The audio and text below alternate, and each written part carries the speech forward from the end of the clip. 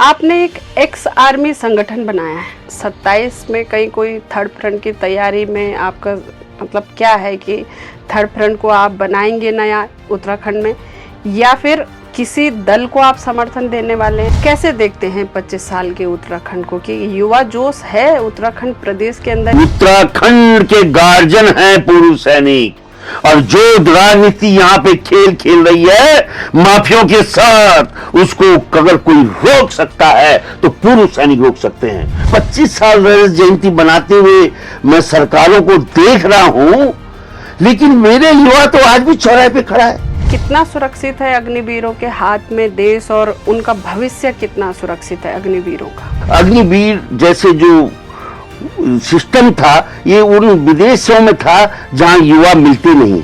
4 साल वो चैन की नींद नहीं सो सकता, क्योंकि 4 साल तक वो सोचता रहेगा कि मैं 4 साल जाने के बाद क्या करूंगा। सोशल मीडिया पे तैरता हुआ सवाल आपसे कर रही हूँ कि फौजी तब ज्यादा फ्रीडम उनको थी सैनिकों को कि आज ज्यादा फ्रीडम है? आपने 71 की लड़ाई देखी होगी, किस तरह से फौजियों ने पाकिस्तान और बांग्लादेश को अलग अलग कर दिया था। आज जो चल रहा है, जिस तरह से हमने ऑपरेशन सिंदूर देखा, आपने भी देखा कि 3 दिन में ऐसा तमाशा हुआ, और उस तमाशे के लिए अगर कोई बोले तो उसको सजा दे रहे। ऊर्जा प्रदेश का कि हम निवासी हैं तो हमारे लिए तो बिजली फ्री होनी चाहिए थी, हमारे को ये स्मार्ट मीटर की आवश्यकता ही नहीं है, ये जबरदस्ती हम पर थोपे जा रहे हैं।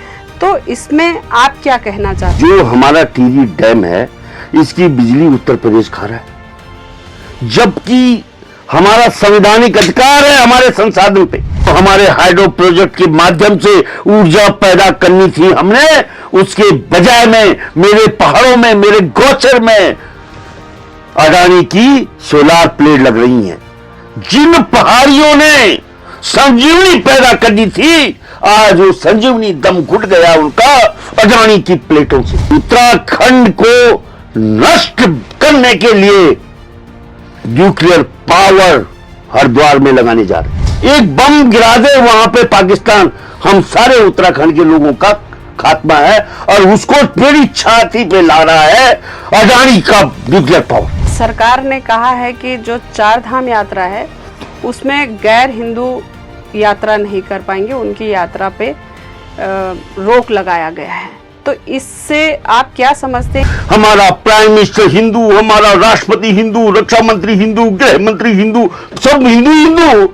अब खतरा पैदा हो रहा है इस देश को, तो निश्चित रूप से ऐसी सरकार को कोई अधिकार नहीं है सत्ता में रहने का। नमस्कार, आज हमारे साथ हैं पीसी थपलियाल जी, जिन्हें मिसाइल मैन के नाम से भी जाना जाता है, और आंदोलनकारी आप रहे हैं। आपका बहुत स्वागत है थपलियाल जी हमारे चैनल में। तो सबसे पहले तो मेरा आपसे ये सवाल है कि गांव में आप पले बड़े हैं, पहाड़ में आपका जन्म हुआ है, पहाड़ की पगडंडियों से लेकर के मिसाइल मैन तक की यात्रा आपकी कैसे रही और आपका अनुभव क्या है? आप दर्शकों के साथ अगर वो शेयर कर देंगे तो अच्छा रहेगा।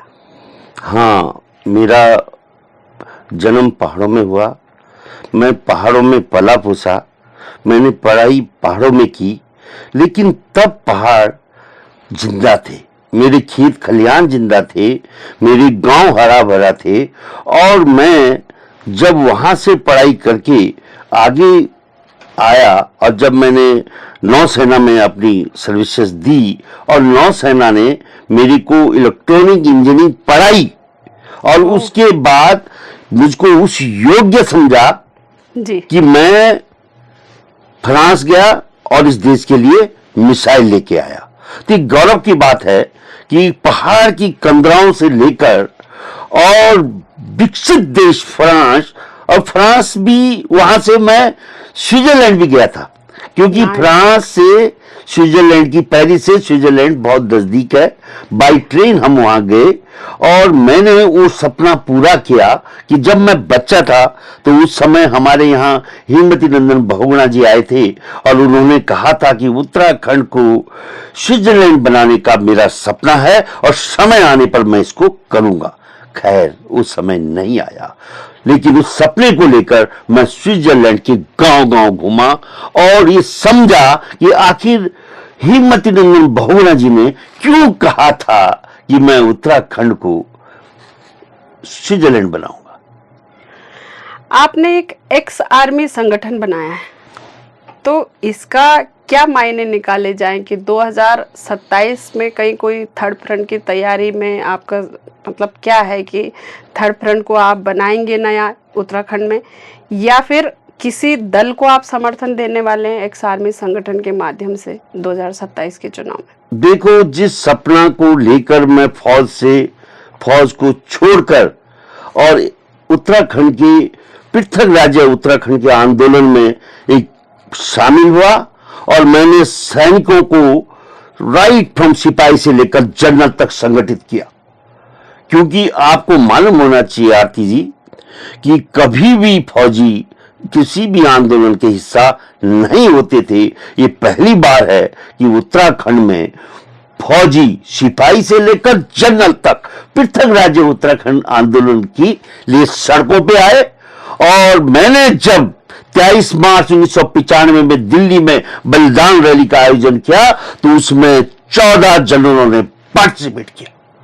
और जब हमको रंजीत सिंह फ्लाईओवर पे रोका गया तो वहां से हम जब राष्ट्रपति, उस समय तत्कालीन राष्ट्रपति शंकर दयाल शर्मा थे, और जब हम उनको मिलने के लिए गया मैं 14 जनरलों को लेकर, तो जनरल जगमोहन रावत स्वर्गीय, जो अभी अभी उनका बरसी हुई है, उन्होंने राष्ट्रपति जी को कहा कि महामहिम, हमने इस देश की आन मान शान के लिए कुर्बानी दी है, लेकिन हमारी इज्जत रामपुर तिराहे पे लूटी गई। इस सेंटेंस को सुनकर मेरे सामने शंकर दयाल शर्मा फपक फपक के रोने लग गए। बस मैंने समझ दिया था कि आज मोहर लग गई पृथक राज्य उत्तराखंड पे। हमने वो लड़ाई लड़ी, हमारे 42 लोगों ने शहादत दी इस राज्य के लिए। लेकिन जब राज्य हमें मिला तो इसकी सत्ता हमारे हाथ से फिसल गई, और उस फिसलन के तहत आज भी मैं 25 सालों से वो सपना लेकर चला हुआ हूं, जो सपना हमारे शहीदों ने देखा था इस राज्य के लिए।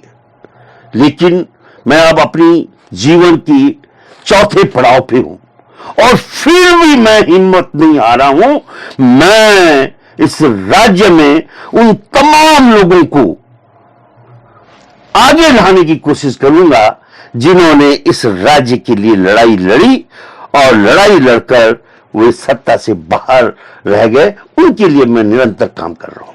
आपने तो इस प्रदेश को उत्तर प्रदेश के रूप में भी देखा है। बिल्कुल। और ज्यादातर आपका जो जीवन है वो उत्तर प्रदेश में जिया आपने, क्योंकि उत्तराखंड बने हुए तो मात्र अभी 25 साल हुए हैं। कैसे देखते हैं 25 साल के उत्तराखंड को, कि युवा जोश है उत्तराखंड प्रदेश के अंदर, या फिर आपकी नज़रों में एक आंदोलनकारी के नाते उत्तराखंड अभी भी पिछड़ा ही हुआ है? आरती जी, इस लड़ाई के पीछे कहीं न कहीं जब ये शुरुआत हुई थी 1994 में पौड़ी से, तो इसके पीछे युवाओं के लिए रोजगार था। क्योंकि मंडल कमीशन के तहत मुलायम सिंह ने जो आरक्षण किया, और उस आरक्षण की विद्रोह की ज्वाला जब हमारे पहाड़ में आई तो उसको कन्वर्ट किया हमने पृथक राज्य उत्तराखंड आंदोलन में। लेकिन जब आगे बढ़े और आज जो 25 साल रजत जयंती बनाते हुए मैं सरकारों को देख रहा हूं, लेकिन मेरे युवा तो आज भी चौराहे पे खड़ा है, और आज मजबूर है वो होटलों में काम करने के लिए। उसका एक परंपरागत जो हमारी फौज होती थी, वो फौज भी हमसे छिन गई है अग्निवीर के कारण। बहुत बड़ा सब्जेक्ट है ये, लेकिन जो संसाधन उस प्रभु ने, उस परमात्मा ने इस राज्य को दिए थे, अकूत संपदाओं का मालिक उत्तराखंड के बच्चे आज दर दर की ठोकरें खाने के लिए मजबूर है। इस चिंता को लेकर हम अपनी अंतिम सांस तक लड़ते रहेंगे। अच्छा, अग्निवीर का आपने जिक्र किया है, तो क्या आपको एक, क्योंकि आपने देश की सेवा एक सैनिक के रूप में भी करी है, जैसे कि आप बता रहे हैं कि फ्रांस से मिसाइल लेके आप आए हैं, आपको लगता है कितना सुरक्षित है अग्निवीरों के हाथ में देश, और उनका भविष्य कितना सुरक्षित है अग्निवीरों का? देखो, मैं बहुत मीडिया में एक रक्षा विशेषज्ञ के बतौर भी आता हूं, जी। और आज दिन तक मैं इस चीज को नहीं समझ पाया कि आखिर कौन है वो लोग जो इस देश में अग्निवीर की योजना लाए। क्योंकि अग्निवीर जैसे जो सिस्टम था ये उन विदेशों में था जहां युवा मिलते नहीं है, मतलब वहां पे लिमिटेड संख्या में मौजूद है। उन्होंने क्या करते थे, हर युवा को बोला कि तुम 3-4 साल नौकरी करोगे और उसके बाद तुम अपना सिविल लाइफ में काम करोगे। लेकिन इस अभागे देश में जहां एक ओवर पॉपुलेशन है हमारा युवा नौकरियों के लिए, वहां पे अग्निवीर लाना, और अग्निवीर हमारे लिए क्यों अभिशाप बना, क्योंकि उत्तराखंड का मेन जो रोजगार है हमारा वो फौज है हमारा। आप ये देखिए कि गढ़वाल राइफल और कुमाऊं रेजिमेंट एक छोटे से उत्तराखंड में से पैदा हुई फौजें हैं, और इन फौजों में आज अग्निवीर डालकर 4 साली फौजी, तो 4 साली फौजी में चिंताएं ये हैं कि जो हमारे फौजी लोग भी हैं वे भी अपने बच्चों को 4 साल के लिए नहीं भेजना चाहते फौज में। यानी इससे एक चीज जरूर हो गई, जो एक गुणात्मक फौज होती थी वो कमजोर हुई, क्योंकि अब वो लोग, वो लड़के उसके लिए प्रयास नहीं करते जिनको करना चाहिए था। अब वो 4 साल में आप किसी, मेरा बच्चा अगर अग्निवीर की तैयारी कर रहा है तो पहले वो उस दौड़ में उन 4 सालों के लिए दौड़ेगा, फिर वो 4 साल वो चैन की नींद नहीं सो सकता, क्योंकि 4 साल तक वो सोचता रहेगा कि मैं 4 साल जाने के बाद क्या करूंगा। तो ऐसी स्थिति, ऐसा जीवन क्या हम अपने युवाओं को देना चाहते हैं कि वे 4-5 साल तक सो ही ना सके चैन की नींद? ये कौन सी सरकार है? जब कोई रोजगार मिलता है तो रोजगार एक ऐसा है कि वो आत्मसंतुष्टि देता है कि अब मैं इस फौज में हूं। जैसे हम थे, हम मरने और जीने से नहीं डरते थे, हम सोचते थे कि हमारा जो भविष्य हमारा फौज देखेगा, हम मरे जिए इस देश के लिए। तो लेकिन अब वो फौजी कैसे मरेंगे अग्निवीर जिनको शहीद का दर्जा नहीं मिल रहा? वो कैसे मिलेंगे आपको कि जिनको आपको पेंशन नहीं दी जा रही है, जो सुविधाएं फौज को दी जाती थी नहीं दी जा रही है। उसके ऊपर यहां पे राज्य सरकारें क्या बोल रही हैं कि हम अग्निवीर आएंगे, उनको ये भर्ती कराएंगे, वो भर्ती कराएंगे। लेकिन जो पहले के परंपरागत फौज में हैं, क्या उनकी सौतन पैदा कर दी तुमने? क्या उनको नहीं होगा? उनके लिए तुम, वो ऑलरेडी यहां पे अनएम्प्लॉयड होकर चौकीदारी और क्या क्या कर रहे हैं हम देख रहे हैं। और स्पेशली उत्तराखंड की सरकार तो इसमें बिल्कुल ही फिसड्डी है, क्योंकि हिमाचल और हरियाणा में फौजियों को वो सम्मान मिलता है, हर रोजगार में प्रायोरिटी मिलती है, लेकिन उत्तराखंड एक ऐसा भागा राज्य है जिसमें फौजियों की कोई पोची नहीं है। अच्छा, सोशल मीडिया पे आपने सुविधाओं पर बात करी, और मैं सोशल मीडिया पर, क्योंकि आजकल तो हर एक के हाथ में स्मार्टफोन है, तो मैं सोशल मीडिया पर अधिकांश देखती हूँ कि जो आज का यूथ है बेसिकली, क्योंकि सोशल मीडिया ज़्यादा युवा ही इस्तेमाल कर रहा है, तो वो लिखता है कि जब पहले की सरकार थी वो फौजियों के साथ अच्छा व्यवहार नहीं रखती थी, इस देश के सैनिकों को तब सुविधाएं नहीं मिलती थी, इस देश के सैनिक तब ज़्यादा दुश्मनों से नहीं लड़ पाते थे क्योंकि उनको इतनी छूट नहीं थी, और आज सैनिक संतुष्ट है पूरे देश का, इसलिए क्योंकि सरकार उनके साथ है।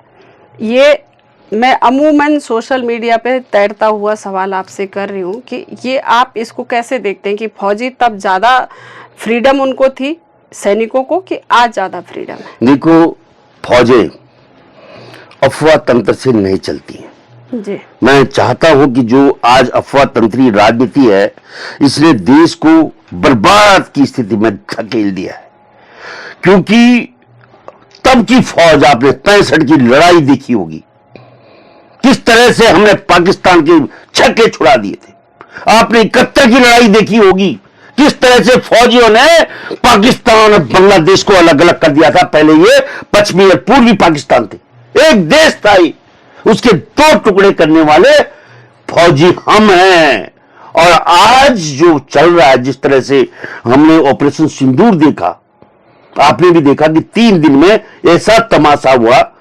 और उस तमाशे के लिए अगर कोई बोले तो उसको सजा दे रहे, और उस तमाशे को दबाने के लिए आपने देखा कि अमेरिका का ट्रंप कितनी बार बोल रहा है कि मैंने बंद कराया, मैंने बंद कराया। यहां का बोलो व्हाट इज दिस, ऐसी छिछालेदारी मेरे फौज की कभी नहीं हुई थी। और जो लोग ये कहते हैं कि इनको पहले के अधिकार हमारे कट कर दिए गए हैं, जो पहले सुविधाएं थी वो धीरे धीरे आज इस राज्य में आप देखो, जो आबकारी चीज है जो फौजी बड़े उससे लेते हैं कि साहब हम वहां पे हमें शराब सर्व की जाती थी, शराब यहां पे मिलती है, आज 150 रुपए पर बोतल यहां की सरकार वसूल रही है फौजियों से। क्या दे रहे हैं? केवल अफवाह फैला के कि हम दे रहे हैं, नहीं, हम भले झूठ क्यों बोलेंगे इस मामले में। अब ये जो सरकारें हैं इनका तो ये जो अग्निवीर क्यों निकाली जिससे कि फौजियों को पेंशन ना देना पड़े, सुविधाएं ना देना पड़े, ये उनकी उन्होंने एक रैंकिंग पेंशन में कितना परेशान कर रखा है फौजियों को, और ऊपर से फैला रहे कि साहब ये सुविधा बिल्कुल नहीं आरती जी, बिल्कुल नहीं। आज हमारी दम घुट रहा है, सांस घुट रही है, और फौजियों के अंदर जो डिमोलाइजेशन है उसको हम जानते हैं। अच्छा, ये जो आर्मी रिटायर्ड आर्मी संगठन आपने बनाया है, ये किस नाम से बना, और कहीं आपने अपने ये सिर्फ क्या मैं ये समझूं, क्योंकि मैंने पहले भी सवाल किया कि क्या ये पॉलिटिकल पार्टीज को सपोर्ट के लिए बनाया है या फिर आर्मी रिटायर्ड लोगों के लिए या सैनिकों के जो शहीद हो जाते हैं उनके परिवारों के लिए, किस पर्पज से ये आपने रिटायर्ड आर्मी संगठन बनाया? देखो, मैंने पहले भी बोला कि फौजी कभी आंदोलन का हिस्सा नहीं होते थे। पहली बार मेरे प्रयास से फौजी आंदोलन का हिस्सा बने और इतनी शिद्दत से लड़े कि हमने राज्य हासिल किया। राज्य हासिल करने के बाद हमने फौजियों का एक संगठन बनाया, और उसमें हमको मैं विशेष तौर से बड़ी बारीक नजर थी, क्योंकि फौजी जिस उम्र में भर्ती होता है 16, 17, 18 साल की उम्र में, उसी समझ को लेकर बाहर आता है, और उसका दुरुपयोग कौन करता है? उसका दुरुपयोग ये राजनीतिक दल उनको, हाँ जी हवलदार साहब, आइए सूबेदार साहब, और उनका डब्बा बना के रख देते हैं। हमने फौजियों को धीरे धीरे समझा। आज देखिए आप, इनके जितने ये जो दल है इनके नीचे से खिसक गए हैं पूर्व सैनिक। अब स्पष्ट रूप से आज पूर्व सैनिकों को हमने दिमाग में एक चीज डाल दी है कि उत्तराखंड के गार्जियन हैं पूर्व सैनिक, और जो राजनीति यहां पे खेल खेल रही है माफियों के साथ, उसको अगर कोई रोक सकता है तो पूर्व सैनिक रोक सकते हैं। बाकी माफियों के आगे खड़ा होना किसी के बूते की बाहर, बूते में नहीं है बिल्कुल। इसलिए बहुत ही संकट की स्थिति है इस समय जो हो रहा है इस राज्य में, टोटली माफियों के चंगुल में उत्तराखंड है। पूरे संसाधन हमारी राजनीति माफियों को दे रही है। और आपने देखा होगा कि कोई भी व्यक्ति उत्तराखंड में, क्या ऐसे पूंजीपति नहीं है कि जो रोपवे संभाल सके? नहीं। आपने केदारनाथ की रोपवे या जितनी भी रोपवे हैं अब अडानी को देने जा रहे हैं।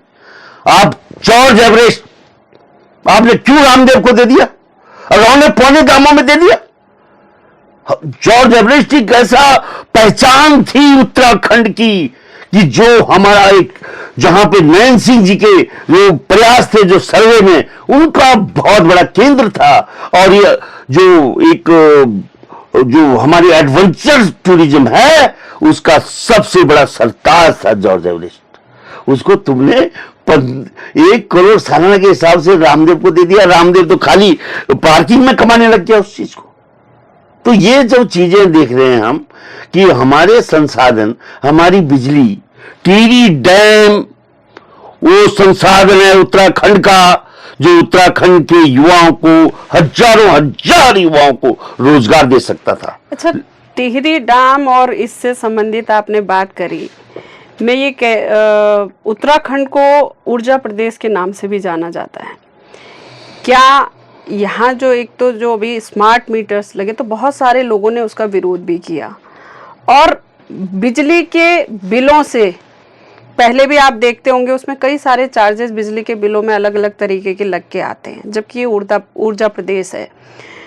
आप कैसे देखते हैं कि ऊर्जा प्रदेश के अंदर क्या आपको भी लगता है, ये हम लोगों का सवाल जो है वो मैं आपसे पूछ रही हूँ, ये आम पब्लिक का सवाल है कि ऊर्जा प्रदेश का के हम निवासी हैं तो हमारे लिए तो बिजली फ्री होनी चाहिए थी, हमारे को ये स्मार्ट मीटर की आवश्यकता ही नहीं है, ये जबरदस्ती हम पर थोपे जा रहे हैं, तो इसमें आप क्या कहना चाहते हैं?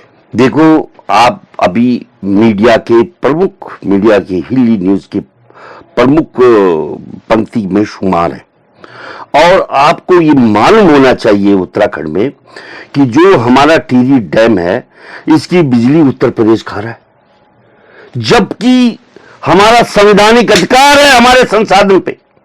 आज झारखंड अलग हुआ बिहार से, छत्तीसगढ़ अलग हुआ मध्य प्रदेश से, उनके जो खाने हैं वो रिच बने हुए हैं, और हम अब आगे हमारी बिजली को उत्तर प्रदेश खा रहा है। और हमारे लोग जो आप बोल रहे मीटर भी, जो आपने बात की है, अडानी के मीटर लगा रहे हैं, और कहां रोए, किसके पास रोए? यहां पे एक सबसे बड़ी समस्या हो रही है, जो हमारे हाइड्रो प्रोजेक्ट के माध्यम से ऊर्जा पैदा करनी थी हमने, उसके बजाय में मेरे पहाड़ों में, मेरे गोचर में अडानी की सोलार प्लेट लग रही हैं। जिन पहाड़ियों ने संजीवनी पैदा करनी थी, आज वो संजीवनी दम घुट गया उनका अडानी की प्लेटों से। और एक भयंकर न्यूज इस हिली न्यूज के माध्यम से मैं देना चाहता हूं कि उत्तराखंड को नष्ट करने के लिए न्यूक्लियर पावर हरिद्वार में लगाने जा रहे हैं। अच्छा, न्यूक्लियर पावर एक ऐसी पावर है जो विश्व में सारे डेवलप कंट्री ने अपने देशों से बाहर फेंक दिया, क्योंकि न्यूक्लियर पावर से जो है वो बहुत, जिस दिन थोड़ा लीक हो गया, इसका मतलब वो पूरे क्षेत्र के लोग गए काम से। एक बम गिरा दे वहां पे पाकिस्तान, हम सारे उत्तराखंड के लोगों का खात्मा है, और उसको मेरी छाती पे ला रहा है अडानी का न्यूक्लियर पावर। मैं कैसे बोलूं? आज मैंने जब पढ़ी न्यूज, फिर न्यूज आज कि साहब न्यूक्लियर पावर हमारे बुग्गा वाले में लगेगा, अब पहले उधम सिंह नगर में लग रहा था, लेकिन वहां उनकी राजनीति आज हावी है, अब गढ़वाल की राजनीति गड्ढे में गई है, इसलिए अब वहां पे कोई हमारे यहां से बोलने वाला नहीं है। तो क्या इसको रोकने के लिए कोई किसी तरह के आंदोलन की तैयारी अरे है आपकी? मेरे लोगों को, अगर आप ये सोचो कि इस जो राज्य प्रचुर मात्रा में जिसके पास नदियां हैं, जहां 18 पावर प्रोजेक्ट की सैंक्शन थे उत्तर प्रदेश के माध्यम से, उन 18 पावर प्रोजेक्ट में काम न होकर हम सोलार में इसलिए कर रहे हैं कि अडानी की है, न्यूक्लियर पावर में इसलिए चुप हो गए हैं कि वो भी अडानी को दे दी गई है। अभी किसी को नहीं मालूम। ये आपने बहुत बड़ा धमाका कर दिया, मुझे लग रहा है ये बहुत बड़ा धमाका है कि जो कन्वेंशनल पावर है वो अंबानी के पास, और जो न्यूक्लियर पावर है वो अडानी को देने का पूरा डिक्लेरेशन है अंदर। और ये जो मैं आज को हरिद्वार में बन रहा है, मैं सुबह से दुखी हूं। डर नहीं लगता थपलियाल जी? जब फौज में डर नहीं लगा तो अब इनसे डरेंगे? हमने अपना जीवन जी लिया है, लेकिन आने वाली जनरेशन इन माफिया प्लस राजनीति का शिकार न हो, ये संकल्प हमारा है। हम कोई आप ही बोलो इसको समर्थन करो, इसको समर्थन करो, ये आज तो उत्तराखंड नेता विहीन है, न भाजपा के पास नेता, न कांग्रेस के पास। कितने दिनों से भाजपा में मंथन चल रहा है कि साहब इसको अगर बदलेंगे तो किसको मुख्यमंत्री बनाए, उनके पास मुख्यमंत्री बनाने के लिए आदमी नहीं है। और उस स्टेट में जो इंटेलेक्चुअल की स्टेट कहा जाता है, जिसने सीडीएस दे हैं दो, जिसने नेशनल सिक्योरिटी एडवाइजर दिया है, जिसने यहां पे उसमें बड़े बड़े अधिकारी राष्ट्रीय दिए हैं, उस राज्य में आज भाजपा के पास मुख्यमंत्री बदलने के लिए नहीं है। अच्छा, इतने लंबे समय से आप राजनीतिक दलों के नजदीक, क्योंकि आप आंदोलनकारी रहे हैं, तो इस नाते सभी राजनीतिक दलों के मुखियाओं से मिलने का मौका मिला होगा या उनके काम को देखने का मौका मिला होगा। सबसे बेहतर मुख्यमंत्री कौन? देखो, राजनीति अनुभव का खेल है, और अनुभवशील मुख्यमंत्री हमें तिवारी साहब मिले थे, और उनकी बदौलत हमें उद्योग मिले, कुछ भी हो, छोटे मोटे उद्योग में सही, हमारे लड़कों को सीलाकुई में, हरिद्वार में, सिडकुल में नौकरियां मिली, सितारगंज में, जहां जहां फैक्ट्रियां लगी। और मैं तिवारी जी को देखता था, तिवारी जी बूढ़े थे, लेकिन बैठे बैठे कंपनियां बुलाई उन्होंने, बैठे बैठे। मैं एक दिन उस पार्क में, आईटी पार्क में था, और रोड के खड़े होकर उन्होंने फोन किया चाइना की कंपनी को कि भाई कहां हो तुम। तब मैं देखा कि एक व्यक्ति यहां बैठे बैठे हजारों कंपनियों को बुला दिया, और ये मुख्यमंत्री दौड़ा जा रहा है, कहां गए भाई, इंग्लैंड, मैं फलानी कंपनी से बात कर रहा हूं, कहां भाई, अरे दुबई में फलानी कंपनी, यही दामी, फिर ये मद्रास, फिर बंबई, और ढाक के 3 पाक। लेकिन युवा तो धामी जी धाकड़ धामी बोलता है प्रदेश का देखो, युवा। अफवाह तंत्री राजनीति, धाकड़ बोले, काकड़ बोले, पाकड़ बोले, लेकिन मैं बोलूंगा कि आज हमारे लिए अभिशाप बनकर आया है। लेकिन वो आप बोल रहे हैं ना, आप ये देखिए कि वो पिछले कार्यकाल में भी आज चीफ मिनिस्टर उन्होंने इस प्रदेश को देखा, और अब भी वो, मुझे लगता है कि शायद ही एनडी तिवारी जी के बाद दूसरे मुख्यमंत्री होंगे जो पूरे 5 साल अपना कार्यकाल पूरा कर रहे होंगे। तो फिर जब उत्तराखंड की जनता और उत्तराखंड के लोग उनको लोकप्रिय समझते हैं, तभी तो टिके हैं ना वो 5 साल तक। नहीं तो आज तक का तो रिकॉर्ड ही खराब रहा है उत्तराखंड में। हर 2 साल, 1.5 साल, 1 साल बाद मुख्यमंत्री बदलते जा रहे हैं, चाहे वो कांग्रेस की सरकार रही हो, चाहे वो भाजपा की सरकार रही हो। पहले टेन्यूर जो बोल रहे हैं आप, उसमें जनता ने उनको हरा दिया था, दिल्ली वालों ने उसको जिताया, और जीतने के बाद जिस तरह का बिहेवियर वर्तमान मुख्यमंत्री का है, कि जिस तरह से काम करते हुए मुझे दिख रहे हैं, सैनिक का बेटा है, और सैनिक के बेटा होने के नाते उसके पिताजी हम लोगों को, तो मेरे को बहुत दुख है कि सैनिक का बेटा। आप ये देखिए कि डिफेंस कॉलोनी में आप देखिए ना, उनका घर बन रहा है, अच्छा, महल, और उसी डिफेंस कॉलोनी में डॉक्टर हरक सिंह रावत रहते हैं, और उनके बाहर जरा सा उन्होंने सरदारों के लिए 12 बजे बोल दिया था, और वहां पे उनके दरवाजे में निहंग नंगी तलवारें लेकर बैठ गए। मैं अकेला फाइट किया इसके अगेंस्ट में।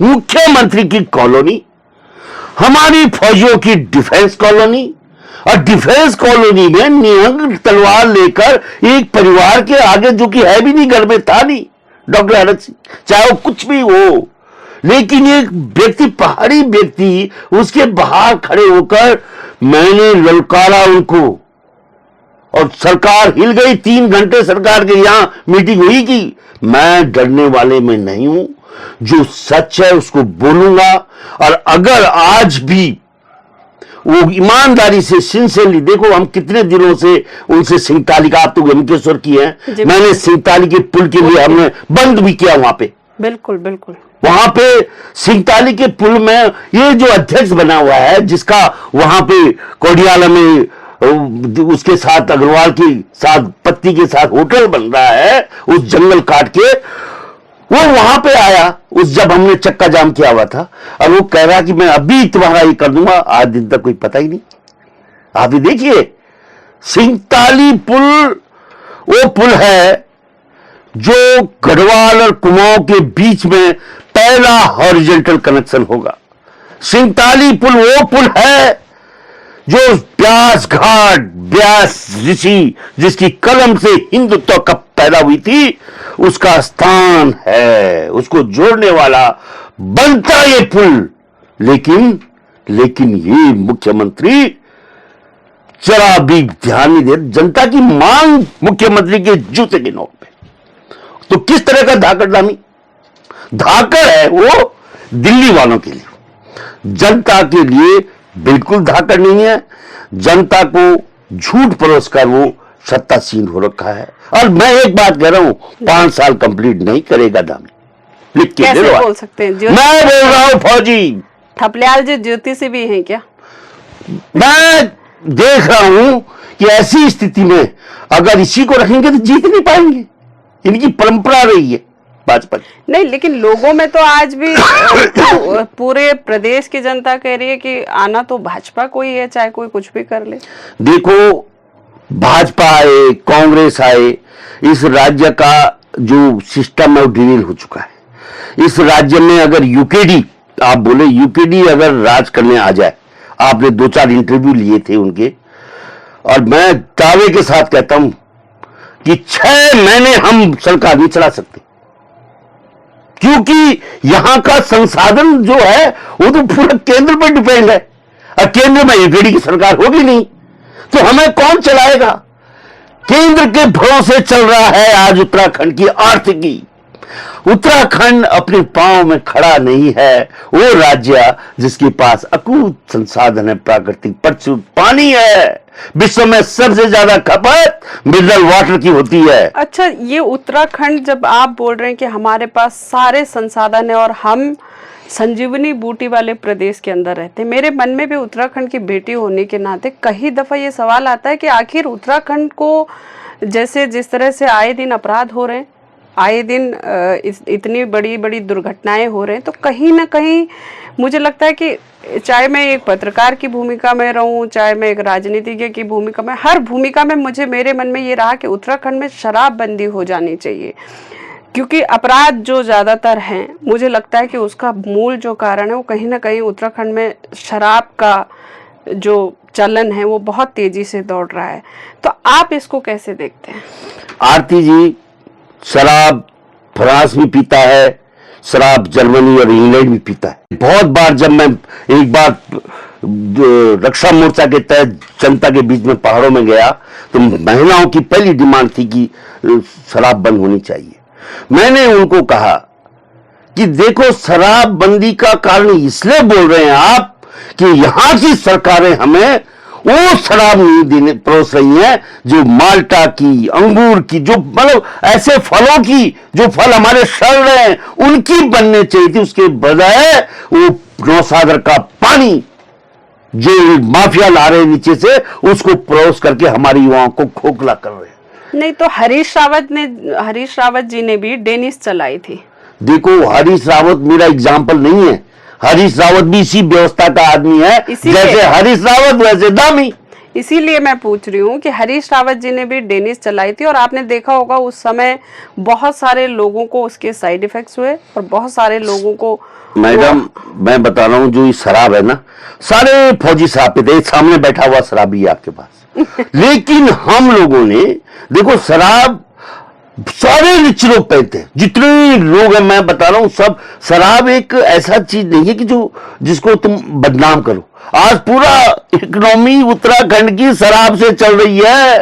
अगर शराब बंद कर दी तो उत्तराखंड के 12 बज जाएंगे, दरवाजे बंद करके चलना पड़ेगा सारी इकोनॉमी। मतलब आप चाहते हैं कि शराब रहनी चाहिए, शराब मैं बोला कि सब पी रहे हैं, लेकिन मेरे बच्चे अगर करोड़पति लखपति बन जाए और अच्छी शराब पिए तो लाल बने रहेंगे पीछे थपजार की तरह। मतलब मेरे बच्चों को मिल ही रहा है, वो तो बेचारे, उनको तो 2 जून की रोटी खाना मुश्किल हो रखा है। तो प्रॉब्लम वहां है कि जहां फ्रस्ट्रेशन आता है मेरे युवाओं में और वो नशा की ओर जाता है तो उसको वो नशा दिया जाता है जो जहर है, और हमारी सरकार उससे कमाई कर रही है। ड्रग का अड्डा बन चुका है देहरादून। आज देहरादून थाईलैंड बन चुका है। कभी मेरे साथ चलो आप, मैं देहरादून की शाम आपको दिखाऊंगा। तो आपको मैंने सुप्रीम कोर्ट के जस्टिस को दिखाया रात को कि देखो मेरा पहाड़ थाईलैंड बन गया कि नहीं बन गया। लड़कियां शराब पी रही हैं, लड़कियां डांस कर रही हैं। यहां एक भी होटल पहाड़ी का नहीं मिलेगा आपको। देहरादून के पूरे शहर में घूम लो, ये बड़े बड़े होटल, चकाचौंध होटल, जहां 21 हैं। कौन है, कौन ला रहा है इनको? हमारा राज्य निश्चित रूप से बर्बादी की कगार में पहुंच चुका है और हमें दुख है कि हम अपने को गार्जियन तो कहते हैं लेकिन हम राज्य को बचा नहीं पा रहे। ये बहुत बड़ा दुख है। अच्छा, एक दुर्घटना उत्तराखंड में हुई और जिसका जितनी भी आम जन हो, पॉलिटिकल लोग हो या कोई भी हो, सभी लोगों की जुबान पर जिसकी चर्चा है, अंकिता भंडारी हत्याकांड। 3 साल पहले घटना घटी, एसआईटी की जांच हुई, दोषी जेल में रहे और अब दोबारा एक ऑडियो वायरल हुई, उस पर बवाल हुआ और सीबीआई की जांच उसमें हो रही है। मैंने सुना कि आप सीबीआई के ऑफिसर्स के संपर्क में कंटिन्यू इस बात के लिए हैं कि जांच कहां तक पहुंची, कब तक क्लियरेंस पब्लिक के बीच आ जाएगी सीबीआई के इस मामले में। तो क्या ये सच है कि आप सीबीआई के संपर्क में हैं, और अगर हैं तो कब तक ये जांच पब्लिक के बीच में सार्वजनिक हो जाएगी? देखो, हमारी सीबीआई बड़े सिंसियरली काम कर रही है जी। लेकिन उसके ऊपर जो लगाम विधायिका की है, यानी आज कार्यपालिका जो है विधायिका के शिकंजे में है, वो बिल्कुल ऐसे शिकंजे में है क्योंकि मैं इस अंकिता के मामले में राइट फ्रॉम वन डे मैं यहां पे मेरे अंदर एक एक चीजें, और चूंकि आप वहां की जनप्रतिनिधि हैं, आप मेरे से ज्यादा जानती हैं, ये मैं जानता हूं। लेकिन उस दिन पटवारी का किस तरह से गायब हो जाना, किस तरह से इनको बाहर रखना, अंकिता के माँ बाप को घुमा के रखना, ये सब चीजों को मैं अलग रख दूं तो एक सवाल मेरे मन में आ रही है कि वो जो विनोद आर्या है उसकी ये जो बनंतरा है, इस बनंतरा को आंवला फैक्ट्री के नाम से 9 करोड़ सब्सिडी देने वाला कौन था? जिन सवालों के अंदर मैं घुस चुका हूं उसके अंदर सीबीआई भी नहीं घुस सकती। क्या आपने सीबीआई को ये सारे तथ्य बताए? सीबीआई सब जानती है। अब वो सीबीआई क्या करे कि जब वहां सीसीटीवी अवेलेबल ना हो, खत्म कर दिए गए, वो क्या करे कि जो अभी वो खंगाल रही है 6 महीने के रिकॉर्ड मोबाइल के, वो देखो मोबाइल का रिकॉर्ड तो उसी समय खंगाल देना चाहिए था, चाहे एसआईटी थी। मैं बड़ा 2 रेनू हुई है, एक रेनू एसआईटी की थी और एक रेनू हमारी विधायक थी। इन दोनों रेनुओं ने हमें धोखा दिया है, इसलिए कि अगर विधायक सजग होता, उसका फर्ज बनता था इस दाग को मिटाने का। और वो रेनू जिसको विश्वास किया कि मैं देवभूमि में एक बेटी के केस में इन्वेस्टिगेट कर रही हूं और उसको होना चाहिए था कि मैं सच बोलूं, आज वो सीबीआई में है और सीबीआई की लिंक से चल रहा है काम, जिसको मैं बहुत ज्यादा नहीं बोल सकता। लेकिन मैं ये कह रहा हूं कि उस विनोद आर्य को राज्य मंत्री, उसके बेटा अंकित को राज्य मंत्री, और हाल में धामी ने पूरी दवाइयों की अरबों खरबों का बिजनेस टेंडर उसके नाम पे कर दिया। यानी आयुर्वेदिक और होम्योपैथिक मेडिसिन का जो डिस्ट्रीब्यूशन होगा, इसकी जो ज्वालापुर में कंपनी है उसके माध्यम से डिस्ट्रीब्यूशन होगा। सैल्यूट हमारी सरकार, सैल्यूट। जिस व्यक्ति को अपराधी मान रही है, जिसकी बनंतरा में हमारी बेटी ने अपनी बलिवेदी दे दी है, उस व्यक्ति को आप इतना ज्यादा नवाज रहे हैं, उसको तो अरेस्ट होना चाहिए था, क्योंकि वो मालिक था। उस अभागे का बेटा वो पुलकित हुआ, उस बेचारे ने, अब वो अंदर है, लेकिन अंदर होते हुए मेरी नजर है कि कैसे वो घर छूट रहे। उनको कोई एहसास नहीं है जेल का। वो तो कुछ सजग लोग हैं जो ये देख रहे हैं। लेकिन 2-3 सवाल ऐसे हैं जो सरकार को घेरे में लाते हैं। 9 करोड़ की सब्सिडी देने वाला, वहां पे जो इनको राज्य मंत्री बनाने वाला, उसके बाद अभी हाल फिलहाल इतना बड़ा, क्योंकि उसके पास सब राज है, वो जिंदगी भर ब्लैक कर सकता है इनको, क्योंकि बनंतरा एबस्टीन फाइल के रूप में उत्तराखंड की छाती पे कलंक था। और मैं बहुत बड़ा आरोप है थपलियाल। हाँ, कलंक था। और मैं जानता हूं। साक्ष्य हैं क्या इसके या मैं फिर खाली? अरे साक्ष्य, मैं गया वहां जब हमको पांच थी और हमको धक्का मार के बाहर कर दिया, वहां बाहर अंदर नहीं जा रहे, पुलिस लगी हुई है। मैं बता रहा हूं कि अगर उस व्यक्ति के पास राज नहीं होते तो आज वो व्यक्ति इन जो सवालों और उससे ऊपर एक प्लान विद हम गाली दे रहे हैं कि ये कहां से टपक गया, वो अपने आप नहीं आ सकता, सरकार की रज्जाबंदी के कारण नहीं आ सकता। उसके अभागे मां बाप को उस गांव से यहां बुलाया गया मुख्यमंत्री के घर पे। नहीं, वो तो उनकी स्वेच्छा रही होगी ना आने की। कोई सोचा नहीं। क्या देखना उस मुख्यमंत्री को जो झूठ बोला कि मैं इसके लड़के को रोजगार दूंगा और इनके बच्चों इनको मदद करूंगा। मैं तो राइट फॉर्मेलिटी, मैंने उसको अंकिता को, लेकिन अंकिता के माता पिता तो कह रहे हैं कि हमें हमारी हेल्प हो गई है। देखो कभी भी, अभी आप फोन लगाओ, मैं अभी लगाता हूं, कोई हेल्प नहीं हुई है। 2-3 गाय के कारण बेचारी वो दूध के कारण उसने अपनी बच्ची को पाला था और एक बहुत से बढ़िया स्कूल में वहां पौड़ी में डाला था। मैं वो स्कूल देख के आया हूं, मैं अभी भी हाल फिलहाल मिल के आया हूं उसको, और उसके घर में पानी काट दिया है। इस समय पानी भी नहीं, वो तो तिल तिल करके जी रहे हैं। जिस तरह का जीवन, किसी भी दिन आपको उनकी मौत का मैसेज मिल जाएगा, और यह होना इस राज्य के लिए सबसे बड़ा दुर्भाग्य होगा। और हमारा जो पैदा होना इस राज्य का हमारे लिए बेकार है। इस राज्य का होना कि हमने इस राज्य को किन दरिद्रों के लिए पाल ले लिया। हम तो यूपी में ठीक थे। जब हम अपने बेटी बहुओं की सुरक्षा नहीं कर सकते और उनको न्याय नहीं दे सकते, तो मेरे को कोई गद्दी में रहने का कोई वो नहीं अधिकार। सबसे पहले मेरी बहू बेटियों को, और उसके बाद हिंदू सम्मेलन कर रहे हैं, और हिंदू सम्मेलन करके महंत बना हुआ व्यक्ति बोल रहा है बाहर के लोग मेरे बहू बेटियों को भगा रहे हैं।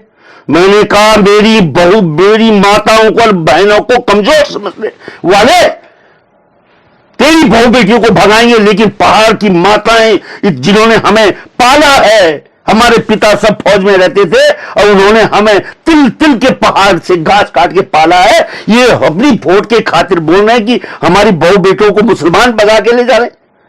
कितनी कमजोर हो गई मेरी पहाड़ की महिलाएं, तीनों रौतेली की संतानें आज इतनी कमजोर हो गई हैं कि उनको मुसलमान, एक महंत तो बोल रहा है जो 25 साल से, जिसका बाप भी और खुद भी एमएलए है। अच्छा, हिंदू मुस्लिम से एक सवाल मेरे मन में आया कि अभी सरकार ने कहा है कि जो 4 धाम यात्रा है उसमें गैर हिंदू यात्रा नहीं कर पाएंगे, उनकी यात्रा पे रोक लगाया गया है।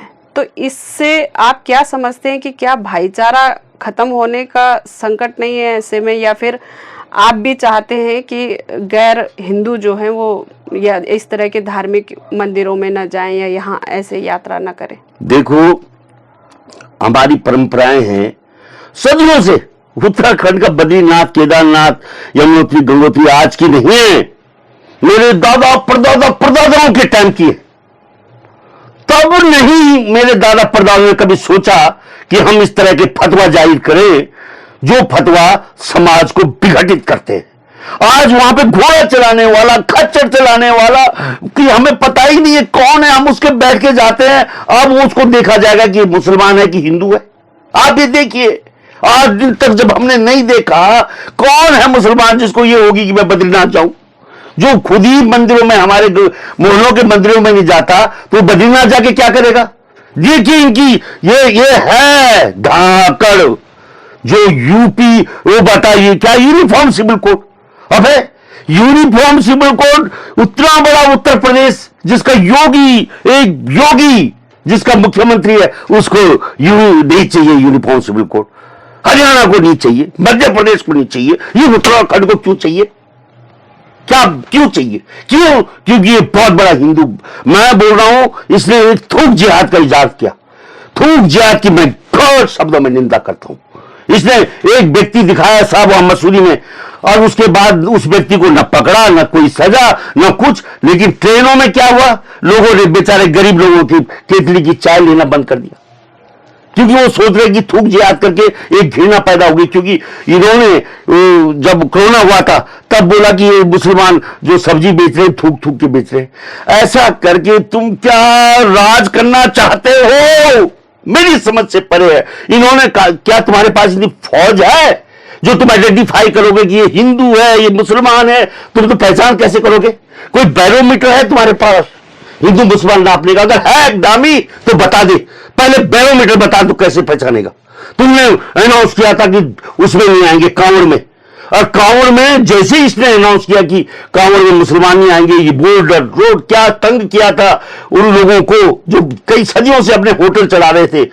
उसके बाद मैंने देखा मुसलमानों के लड़के और ज्यादा आए अपने हिंदू साथियों के साथ खेलते हुए। मजा है जी, खाना पीना फ्री मिलता है, गरीब लोग हैं गांव के, चलो जी कांवड़। क्यों? क्योंकि इन्होंने कांवड़ में बोला हम मुसलमानों को बैन करेंगे। अच्छा, आपकी दृष्टि से हिंदू को कोई खतरा नहीं है, सब सही है? मतलब हिंदू को कैसे खतरा हो सकता है जब पूरा बाबर के टाइम में, औरंगजेब के टाइम में इतने मुसलमानों का कितने साल तक यहां राज था, तब हिंदू खतरे में नहीं था।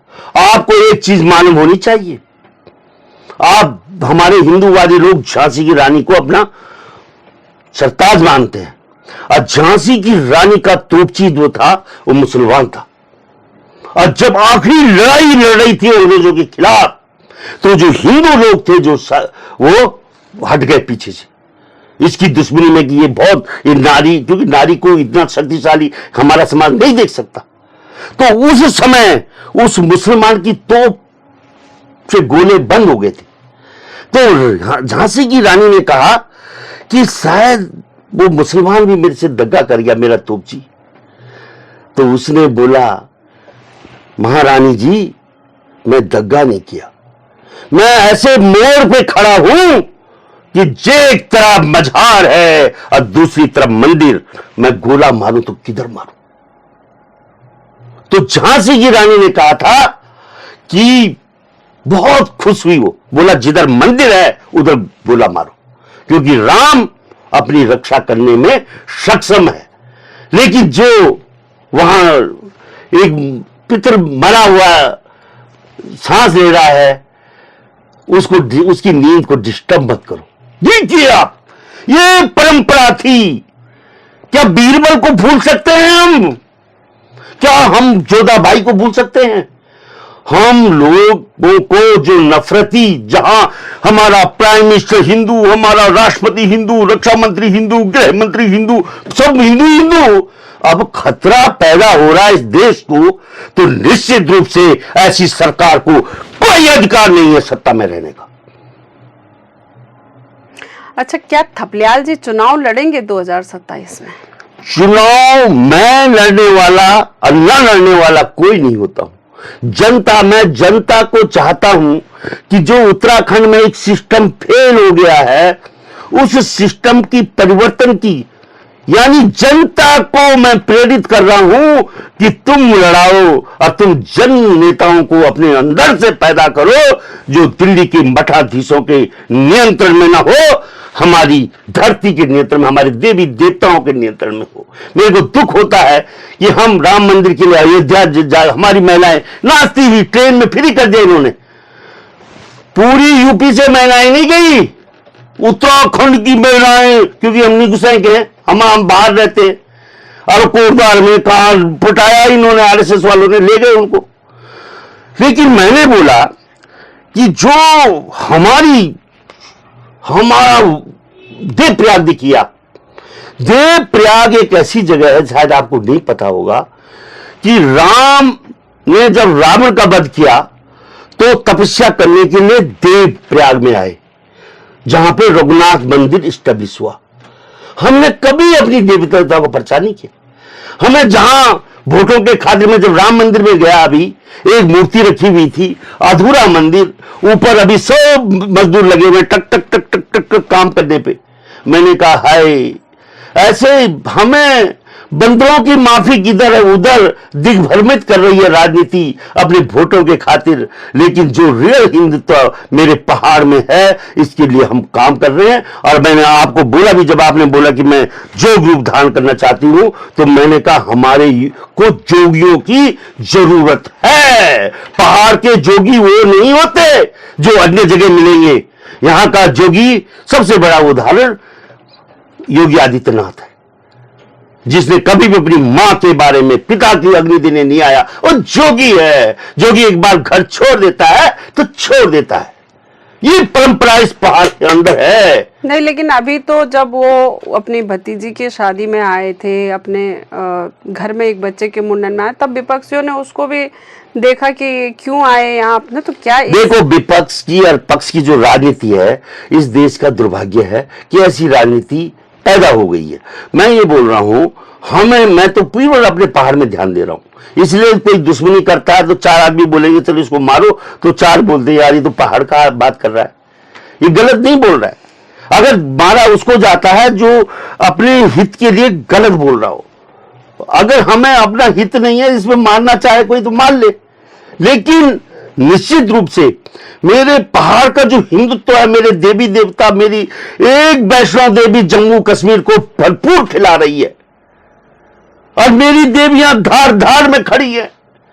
कुंजापुरी, सुरकंडा, चंद्रबंदनी, चंडी, मनसा, धारी देवी, मेरी कबिल्टा की काली, ज्वालपा और गंगा। कभी हमने इनका प्रचार किया? नहीं किया। जबकि ये शक्ति धामी जी के पेज पे तो आप लगातार देखते होंगे, हर एक धार्मिक स्थल का वो अपने पेज से प्रचार करते हैं। धामी नकली प्रचार करता है। धामी अगर असली प्रचार करता तो इस बद्री केदार से डरता। वो बद्री केदार से नहीं डर रहा। जिस तरह से वो उसको ये जवाब दे दे वो कि इस विनोद आर्य को इतनी बड़ा ठेका क्यों दिया गया, ये जवाब दे दे कि वो विक्रम शर्मा को किसने काशीपुर में खनन का पट्टा दे दिया। क्या वो तो अभी एक लेटर और तैर रहा था, तो हरीश रावत जी के टाइम पर भी उनको अलॉट हुआ है। गलत है। अच्छा, हाँ, कहा मैं बता रहा हूं, हरीश रावत या धामी ये अलग थोड़ी है। एक सिक्के के दो पहलू हैं। राजनीति का जो उनका वो है। अच्छा, देखो, माफिया कॉमन है। भाजपा आएगी उसके साथ है, कांग्रेस आएगी उसके साथ है। तो मेरे को एक पत्रकार ने पूछा, इसका मतलब तुम ये बोल रहे हो कि भाजपा खलनायक है और कांग्रेस नायक है? मैंने कहा मैं कांग्रेस को नायक नहीं तो खलनायक भी नहीं बोल रहा। नहीं, आपने एक बात कही कि धामी जी और हरीश रावत जी एक ही है, मतलब इसका मतलब नहीं समझी मैं, थोड़ा डीपली समझाइए। एक सिस्टम, मतलब आप ये देखिए, जब राजनीति, जब चुनाव होता है, चुनाव में दोनों शराब बांटते। बिना शराब बांटे कोई नहीं जीत सकता। मैंने खंडूरी जी को बोला कि तुम्हारा ये सारंगी पैसे क्यों इकट्ठा कर रहा? उसने बोला तबलाल जी मैं चुनाव कैसे जीतूंगा? वो आप ही बताइए। तो जब चुनाव में धन बल के आधार पे ही जीतना है, तो पीसी थपले अब तो 5-5 करोड़ की हो गई हैं। जब पहली विधानसभा थी 5 लाख की थी। 5 लाख में हम चुनाव लड़ते थे। लेकिन इसमें आप मुझे बताइए, जो नेता अभी ये उत्तराखंड में तो बहुत ही ज्यादा चलता है कि दारू मुर्गा में बिक करके वोटर ने वोट दे दिया, तो उत्तराखंड की प्रगति होगी कैसे जब वोटर्स तो ऐसे बिक जा रहे हैं? अपना वोट बेच दिया है, तो बेच दिया तो आप सवाल तो नहीं कर सकते ना नेताओं से, क्योंकि उन्होंने तो खरीदा है। नेताओं ने तो वोट खरीदा है ना। ये 5 करोड़ होने का क्या मतलब है? किस बात पे लग रहे हैं 5 करोड़? चुनाव में अगर 5 करोड़ एक नेता खर्च कर रहा है तो यानी वोटर खरीद रहा है, यही आप कहना चाह रहे हैं ना। तो जब वोटर ने अपना वोट बेच दिया है, तो अब आप उत्तराखंड की प्रगति की कल्पना कैसे कर सकते हो नेताओं से? बिकॉज आपको ये नहीं मालूम होगा कि जनता एज ए होल बच्चे का रूप होता है। जिधर चाहो बहका के ले जाओ। अगर उस जनता को समझाने वाले होंगे तो मैं वही तो प्रक्रिया में आ गया कि मेरे को 25 साल लगे पूर्व सैनिकों को इन जमात से बाहर करने के लिए। आज आपको दिख रहे होंगे जगह जगह पूर्व सैनिक दिखाई दे रहे हैं। अचानक आपने पहले नहीं दिखाई देते रहे होंगे। इसका कारण मैं हूं। कोई भी जो कोई बोल रहा है तो समझो पीसी थपलियाल का आदमी है। अच्छा, हाँ, बिल्कुल। मैं आपने मतलब राजनीतिक दलों को हिलाने के लिए भी एक सेना तैयार कर दी उत्तराखंड। बिल्कुल, मैं देखो जनता के बीच में बोला नहीं कि पूर्व सैनिक गार्जियन है, और जब गार्जियन समझने लग जाएंगे अपने को तो इनकी क्या औकात है कि पैसे बांटेंगे, जो पैसे दारू बटाएगा उसकी गाड़ियों को पलट देंगे हम। अच्छा, आएगा समय। अच्छा ये तो बताइए, ये सेना कौन से दल पर अटैक करने वाली है 2027 में? देखो, ये सेना में जो अति की है, अति भाजपा ने कर दी है। आप ये देखो ना, कितने अब SIR चल रहा है, यहां कोई बोलने वाला नहीं है ना। SIR में लोग परेशान है कि 2003 का प्रूफ कहां से लाए, परेशान है।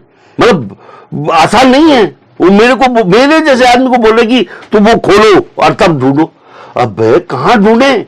अगर जिसने बदल दिया अपना स्थान, उन लोगों को अपना 2003 की वोटर का वो करना आसान नहीं है। अच्छे लोगों को क्या सुझाव देना चाह रहे हैं, कैसे देखें इसको, मतलब सुधार कैसे करें? सुधार तो जैसे पहले चल रहा था, देखो सीमा है, सीमा के अंदर सब लोग हिंदुस्तान के। तो जब आप कह रहे हैं कि इस मामले में किसी से डॉक्यूमेंटेशन के मामले में कोई सवाल ही नहीं होना चाहिए, तो फिर हम जब हमें पता ही नहीं चलेगा कौन आदमी कहां से आया, कौन अपराधी है, कौन सही है, इसकी कहां से खोजबीन हो पाएगी? भगवान जी, इससे नहीं पता लगता।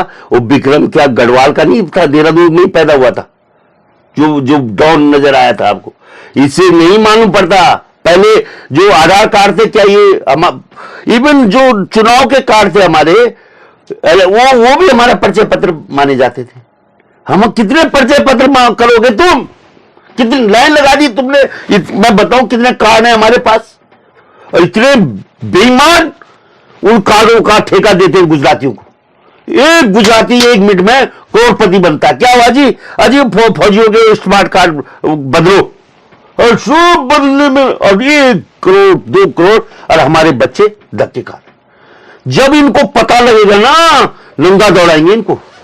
मैं बता रहा हूं उस स्थिति, हम बता रहे हैं, मैं सत्ता के बहुत नजदीक हूं, मुझे पता है कि सत्तासीन लोग क्या कर रहे हैं। यूजीसी को कैसे देखते हैं? क्योंकि मैंने देखा देश के अलग अलग हिस्सों में यूजीसी के खिलाफ आंदोलन हुए, और खासतौर पर सवर्ण जो वर्ग है उसने कहा कि इस तरह से तो, क्योंकि पहले ही देश का जो सवर्ण वर्ग है वो झूठे SC/ST मुकदमे की मार झेल रहा है। बथेरे ऐसे कोर्ट्स में अलग अलग जगहों पर ऐसे मुकदमे हैं, पेंडिंग पड़े हुए हैं, जिनके लोग मुकदमा लड़ते लड़ते थक रहे हैं। लेकिन आज जब इस पर विरोध हो रहा है यूजीसी पर, इससे आप क्या देखते हैं कि ये लागू होना चाहिए या नहीं लागू होना चाहिए? देखो, यूजीसी एक भ्रम है, इससे नौकरियां तो खत्म हो चुकी है।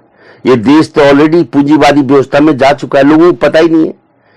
आज उत्तराखंड में अगर नौकरियां होती तो उपनल कर्मचारी बेचारे 25,000 काम कर रहे हैं, 10,000 12,000 में रो रहे हैं इस सरकार के लिए। नहीं, लेकिन सरकार ने उनको तो सरलीकरण कर दिया। अरे सरलीकरण कितने आंदोलन किया, 10-12 साल के बाद सरलीकरण, क्या बात कर रहे हो? ये अनलॉफुल है। लेकिन उसके लिए तो दोनों ही सरकार जिम्मेदार है ना। यही सरकार कैसे हो गई जिम्मेदार? वो पहली सरकार ने तो किया ही नहीं था। ये जब अभी आंदोलन किया इन्होंने, तो इन्होंने आंदोलन तो हरीश रावत जी के टाइम पे भी हुआ था जब वो मुख्यमंत्री थे। हाँ, देखो, फिर मैंने बोला कि एक सिक्के के 2 पहलुओं को मत कंपेयर करो। व्यवस्था ऐसी है, अगर यूकेडी की सरकार आएगी वो भी उपनल कर्मचारियों का भला नहीं कर सकती। तो फिर सत्ता में आए कौन? जब यूकेडी भी नहीं कर सकती, भाजपा भी नहीं कर सकती, कांग्रेस भी, तो फिर आप क्या मतलब कहीं ये तो नहीं चाह रहे हैं कि आर्मी का जो संगठन है वो सत्ता में आ जाए किसी तरह से? देखो, अपने आप आएगा, लोग ढूंढेंगे कि कौन इस राज्य को चला सकता है। मैंने पहले ही बोला कि राजनीति अनुभव का खेल होता है। देखो क्या होता है, आदमी भूल जाता है। अनुभवशील व्यक्ति अगर आप बिठा दो, वो 6 महीने में इस राज्य की व्यवस्था को ठीक कर देगा। लड़कों को नौकरी मिल जाएगी, हमारे संसाधन हमारे पास होंगे, जिस आदमी को कमाना ना हो। नहीं, पर यहाँ तो हर नेता कमाना चाहता है। वो तो उत्तराखंड में बजट कितना है उस पर निर्भर करता है ना। कैसे दोगे आप सबको सरकारी नौकरी? अरे बजट सरकारी, मैंने बोला कि मेरा केवल टिहरी डैम का, मैं अभी कॉन्सेप्ट बता दूंगा, आप दंग रह जाओगे कि टिहरी डैम में इनकैशमेंट एरिया है, और उस इनकैशमेंट एरिया में जो हमारे युवाओं के लिए, मतलब आज दिन तक उसको हम पर्यटन का बड़ा केंद्र नहीं बना पाए।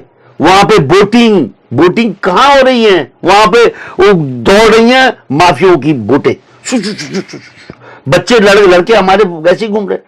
मैं जब राज्य बना था, मैं बंगाल के सबसे बड़े मछली व्यापारी को लाया और मैंने उसको टिहरी डैम दिखाया।